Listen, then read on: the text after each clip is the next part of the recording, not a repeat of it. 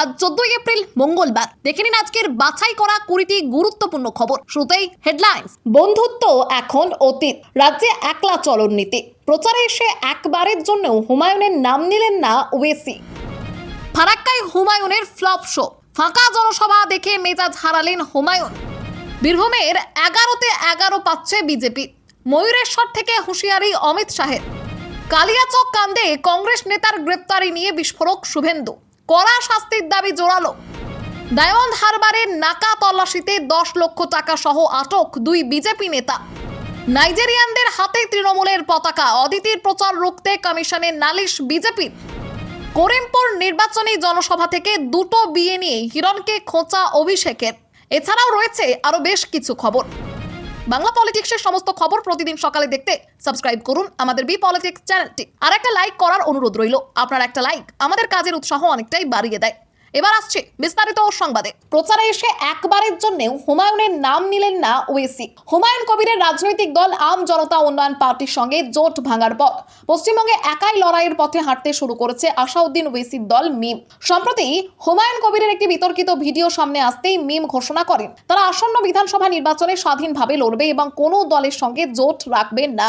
এই পরিস্থিতিতে হুমায়ুন কবিরও আক্রমণ করেছেন, তবে সরাসরি ওয়েসিকে আক্রমণ না করলেও মিমের 2 নেতাকে আক্রমণ করেন। তার ভাইরাল ভিডিও নিয়ে ভুল রিপোর্ট দেওয়ার অভিযোগে মিমের রাজ্য সভাপতি ইমরান সোলাঙ্কি ও জেলা সভাপতি আসাদুল শেখকে নিশানা করে বলেন এই 2 নেতার সঙ্গে তৃণমূল নেতৃত্বের প্রায় 20 কোটি টাকার ডিল রয়েছে এবং তার মধ্যে 2 কোটি টাকা অগ্রিম দেওয়া হয়েছে। উল্লেখযোগ্যভাবে জোট হওয়ার পর মুর্শিদাবাদের নওদায় হুমায়ুনের সমর্থনে ওয়েসির সভা করেছিলেন এবং আরো 20টি সভার পরিকল্পনা ছিল, কিন্তু তার আগেই জোট ভেঙে যায়। পরবর্তীতে রঘুনাথগঞ্জে প্রচারে এসে ওয়েসি তৃণমূল ও বিজেপিকে আক্রমণ করলেও হুমায়ুনের দলের নাম উল্লেখ করেননি। তবে তিনি ইঙ্গিত দেন এই ভিডিও দেখেই তিনি সঙ্গ ত্যাগ করেছেন এবং মুসলমানদের সওদা করতে চান না।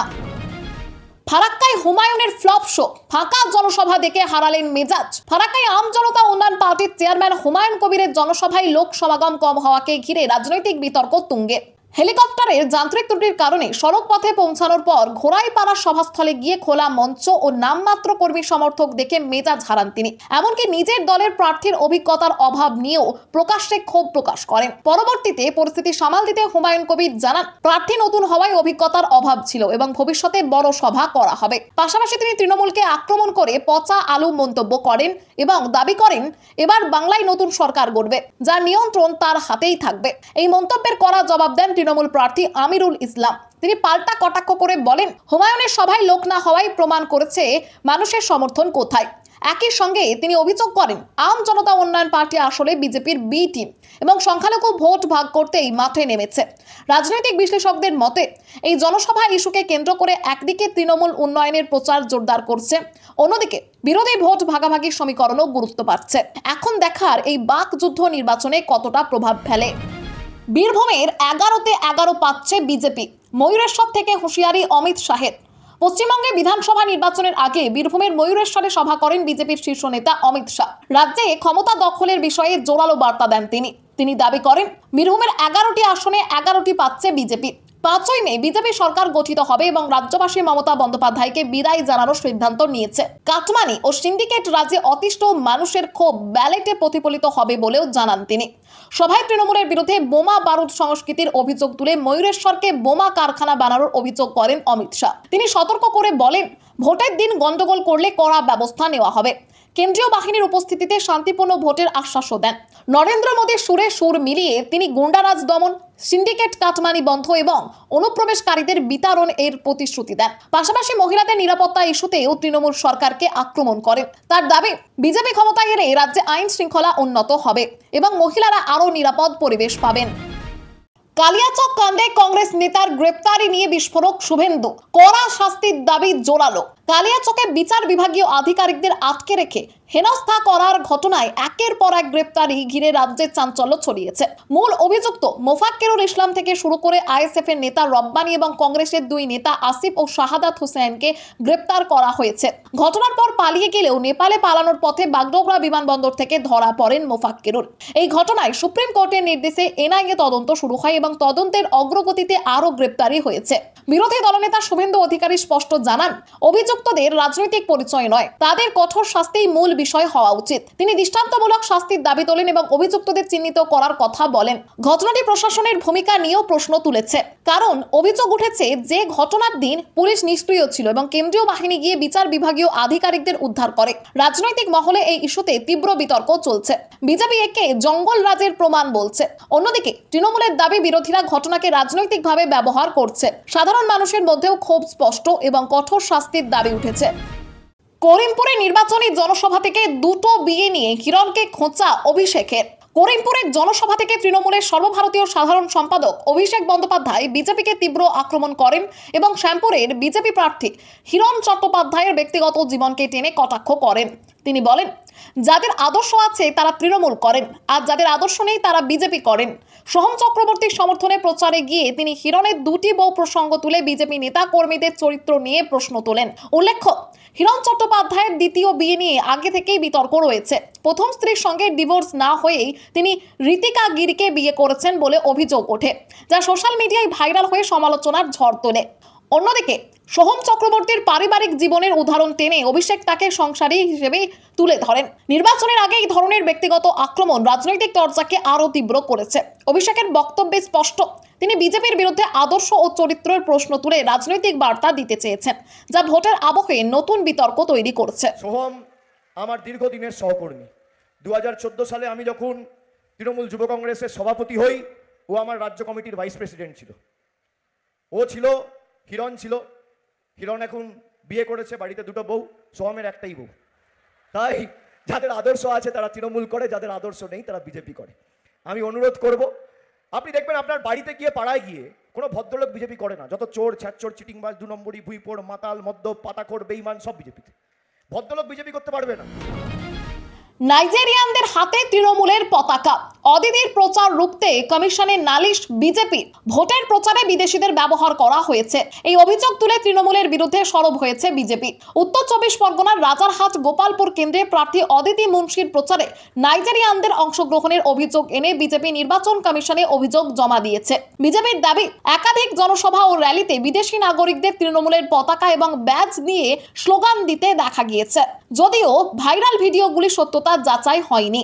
সংবিধান ও আইন অনুযায়ী শুধুমাত্র ভারতীয় নাগরিকদেরই নির্বাচনী প্রক্রিয়ায় অংশগ্রহণের অধিকার রয়েছে। এই যুক্তিতে বিজেপি বিষয়টিকে করাপ্ট প্র্যাকটিস বলে উল্লেখ করেছে। তবে তৃণমূলের পক্ষ থেকে আনুষ্ঠানিক প্রতিক্রিয়া না মিললেও প্রার্থী ঘনিষ্ঠদের দাবি, সংশ্লিষ্ট ব্যক্তিরা স্থানীয় একটি ফুটবল ক্লাবের নাইজেরীয় খেলোয়াড় এবং ঘটনাচক্রে মিছিলে উপস্থিত ছিলেন। এই ঘটনাকে কেন্দ্র করে 2019 সালের লোকসভা নির্বাচনে বিদেশি প্রচার বিতর্কের প্রসঙ্গও সামনে এসেছে। ফলে বিষয়টি রাজনৈতিক মহলে নতুন করে উত্তেজনা তৈরি করেছে। আমি এখনো নির্বাচিত মুখ্যমন্ত্রী আছি। নির্বাচন কমিশন ও বিজেপিকে তোপ মমতার।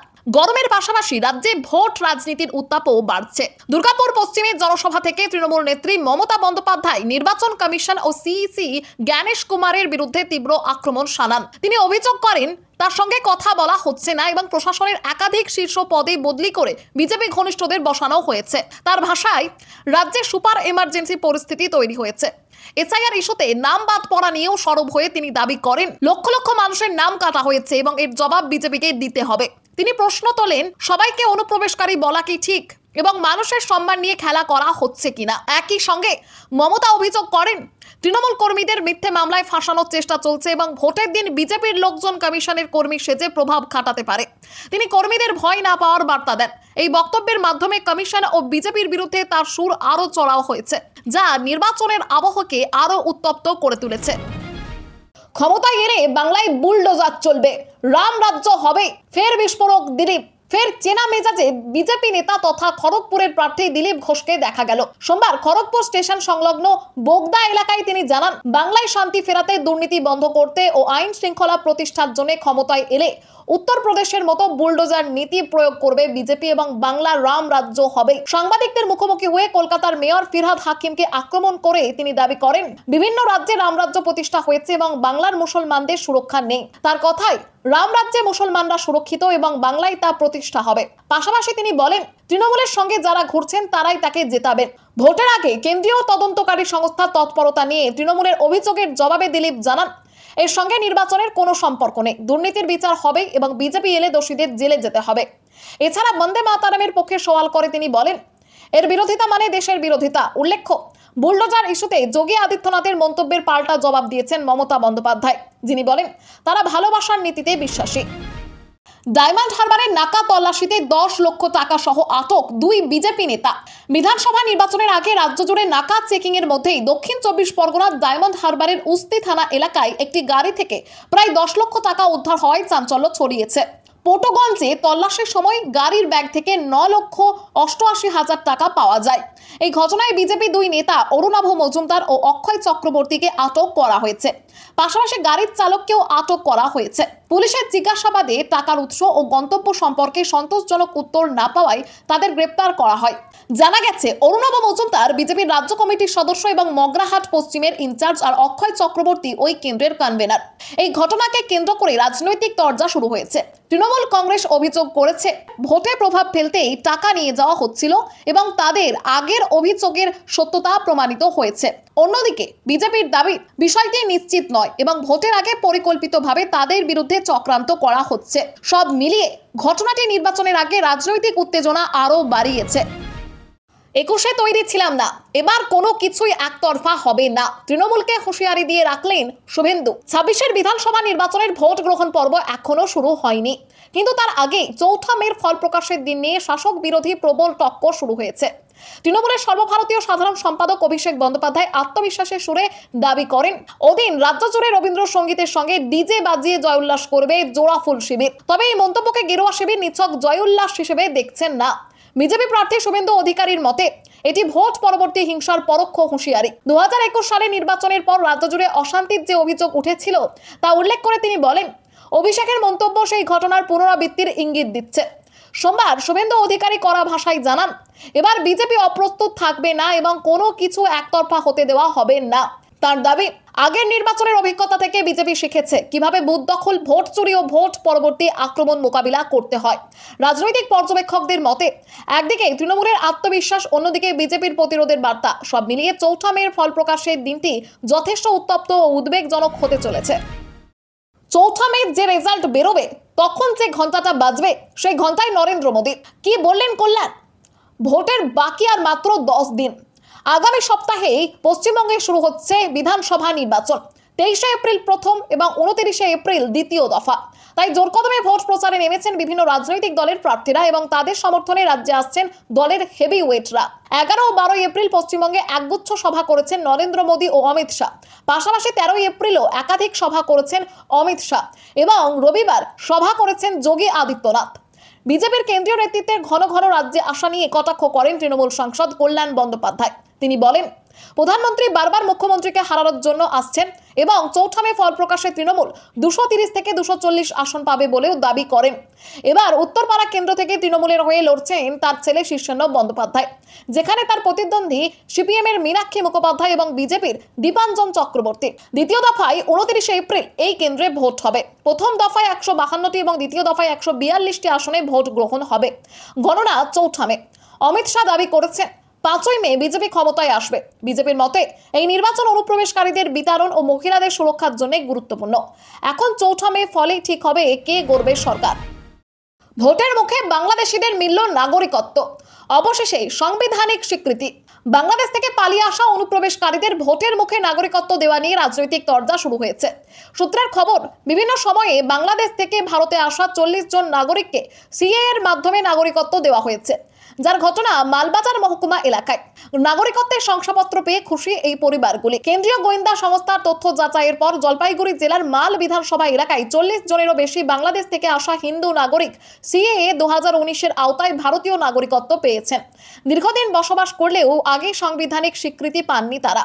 প্রশাসনিক সূত্রে জানা গিয়েছে, আবেদন যাচাই, শুনানি ও নথিপত্র পরীক্ষার পর এই প্রক্রিয়া সম্পন্ন হয়েছে। ক্রান্তি ব্লক থেকে সবথেকে বেশি আবেদন জমা পড়ে এবং ভোজারিপাড়া সহ বিভিন্ন এলাকায় বহু পরিবার এর সুবিধা পেয়েছে। আগামী 23 এপ্রিল প্রথম দফার ভোটের আগে এই ঘটনাকে রাজনৈতিকভাবে গুরুত্বপূর্ণ বলে মনে করা হচ্ছে। একই সঙ্গে ভোটার তালিকা সংশোধন প্রক্রিয়ায় নাম বাদ পড়ার অভিযোগও উঠেছে। ফলে নাগরিকত্ব প্রদান ও ভোটার তালিকা সংশোধন, এই দুই ইস্যু উত্তরবঙ্গের নির্বাচনী পরিস্থিতিতে প্রভাব ফেলবে বলে মনে করছে রাজনৈতিক মহল। মনোনয়ন প্রত্যাহার করলেন কৃষ্ণনগর উত্তরের নির্দল প্রার্থী চঞ্চল বিশ্বাস। রাজনৈতিক দ্বন্দ্বের অবসান ঘটিয়ে নির্দল প্রার্থী চঞ্চল বিশ্বাস অবশেষে মনোনয়ন প্রত্যাহার করেন। দলীয় প্রার্থী হিসেবে তারকনাথ চট্টোপাধ্যায়ের নাম ঘোষণার পর বিজেপির একাংশের ক্ষোভে থেকেই তিনি নির্দল প্রার্থী হিসেবে মনোনয়ন জমা দিয়েছিলেন। তবে রাষ্ট্রীয় স্বয়ংসেবক সংঘের কয়েকজন কর্মীর অনুরোধে শেষ দিনে কৃষ্ণনগর মহকুমা শাসকের দপ্তরে উপস্থিত হয়ে দলীয় প্রার্থীকে পাশে নিয়ে আনুষ্ঠানিকভাবে নিজের মনোনয়ন প্রত্যাহারের কথা ঘোষণা করেন। রাজনৈতিক মহলের মতে এই সিদ্ধান্তে দলের অন্দরের বিভাজন অনেকটাই কমেছে। প্রার্থী ঘোষণার পর বিজেপির একাংশ বিক্ষোভ দেখিয়েছিল, ফলে চঞ্চলের প্রার্থী হওয়ার দলের অস্বস্তি বাড়িয়েছিল। পরে সংঘের শীর্ষ নেতৃত্বের হস্তক্ষেপে পরিস্থিতির পরিবর্তন হয়। চঞ্চল বিশ্বাস জানান, রমাপদ পাল, অদ্বৈত চরণ দত্তদের অনুরোধে তিনি এই সিদ্ধান্ত নিয়েছেন এবং দলীয় স্বার্থে বিজেপির পক্ষেই প্রচার নামবেন। অন্যদিকে তারকনাথ চট্টোপাধ্যায় বলেন, সবাই একজোট হয়ে পদ্ম প্রতীকে জয়ের লক্ষ্যে লড়াই করবেন। নির্বাচনের আগে এই সমঝোতা বিজেপির সংগঠনকে আরো শক্তিশালী করবে বলে মনে করা হচ্ছে। 21-এর নির্বাচনে ছিলেন বাংলার পর্যবেক্ষক, এবার দেখা নেই কৈলাসের। বললেন, বাংলায় এলেই গ্রেপ্তার। ভোটবঙ্গে বিজেপির কেন্দ্রীয় নেতৃত্ব জোর কদমে প্রচারে নেমেছে। প্রধানমন্ত্রী নরেন্দ্র মোদী ও স্বরাষ্ট্রমন্ত্রী অমিত শাহ সহ একাধিক নেতা প্রতিদিন একাধিক সভা করছেন। তবে এবার প্রচারে দেখা যাচ্ছে না কেন্দ্রীয় মন্ত্রী কৈলাস বিজয়বর্গীয়কে। তিনি গতবার পশ্চিমবঙ্গের দায়িত্বপ্রাপ্ত কেন্দ্রীয় পর্যবেক্ষক ছিলেন। কৈলাস বিজয়বর্গীয় দাবি করেছেন, বাংলায় এলে তাকে গ্রেপ্তার করা হতে পারে এবং তার বিরুদ্ধে খুনের পরিকল্পনাও রয়েছে। ভোপালে তিনি জানান, পশ্চিমবঙ্গে তার বিরুদ্ধে 38টি মামলা রয়েছে এবং গ্রেপ্তারের পরোয়ানাও জারি হয়েছে। এই পরিস্থিতিতে দলই তাকে বাংলায় না আসার পরামর্শ দিয়েছে, যাতে নতুন কোনো বিতর্ক না তৈরি হয়। তিনি অভিযোগ করেন, মুখ্যমন্ত্রী মমতা বন্দ্যোপাধ্যায়ের নিয়ন্ত্রণে চোরা কারবারি এবং মাফিয়ারা সক্রিয় রয়েছে এবং তিনি ভগবানের কৃপায় বেঁচে আছেন বলেও মন্তব্য করেন। তবে এসবের মধ্যেও বাংলায় বিজেপির জয়ের বিষয়ে তিনি আত্মবিশ্বাসী। তার দাবি, নরেন্দ্র মোদীর জনসভায় মানুষ বহুদূর থেকে হেঁটে আসছেন, যা বিজেপির জয়ের স্পষ্ট ইঙ্গিত।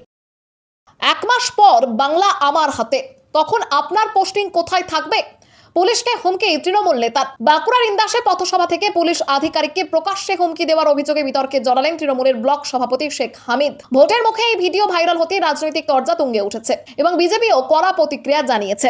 ভাইরাল ভিডিওতে শেখ হামিদকে ইন্দাস থানার ওসি চয়ন ঘোষকে উদ্দেশ্য করে বলতে শোনা যায়, নির্বাচন কমিশনের কথায় না চলার পরামর্শ দিয়ে ভবিষ্যতে পোস্টিং নিয়ে সতর্ক থাকতে বলেন। এই ঘটনা ঘটে বিজেপি প্রার্থী নির্মল ধারার প্রচার ঘিরে সংঘর্ষের পর, যেখানে এক শিশুকন্যা সহ কয়েকজন আহত হন এবং 4 জন বিজেপি কর্মী গ্রেপ্তার হন। যদিও অভিযোগ অস্বীকার করে হামিদ শেখ দাবি করেন, তিনি কোনো হুমকি দেননি, বরং ঘটনার সত্য তুলে ধরেছেন এবং পুলিশের ভূমিকা নিয়ে প্রশ্ন তুলেছেন। অন্যদিকে বিজেপির পক্ষ থেকে দেবপ্রিয় বিশ্বাস এই ঘটনাকে থ্রেট কালচার বলে কটাক্ষ করেছেন। সব মিলিয়ে ভোটের আগে এই মন্তব্য ঘিরে জেলা রাজনীতি সরগরম হয়ে উঠেছে।